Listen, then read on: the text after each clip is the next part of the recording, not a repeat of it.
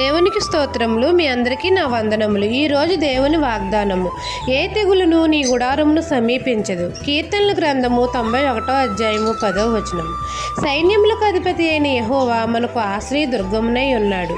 ఏ తెగులును మన గుడారమును సమీపించకుండా మనల్ని రక్షిస్తాడు. ఏ అపాయము రాకుండా మనల్ని కాపాడుతాడు. దేవుని చిత్తమును నెరవేర్చిన వారిని తండ్రి కాపాడతాడు.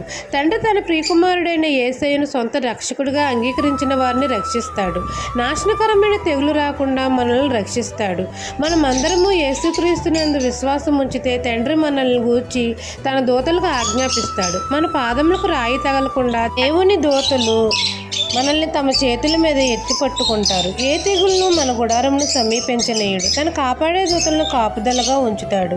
శ్రమలో మనకు తోడై ఉండి మనల్ని విడిపించి గొప్ప చేస్తాడు. దీర్ఘాయువు చేత మనల్ని తృప్తిపరుస్తాడు. ఆయన రక్షణను మనకు ధరింపచేస్తాడు. ఈ దిన వాగ్దానము నా జీవితంలో నెరవేరాలని కోరుకుంటూ దేవుని సువార్త పరిచర్యలో మీ సహోదరి. ఆమెన్.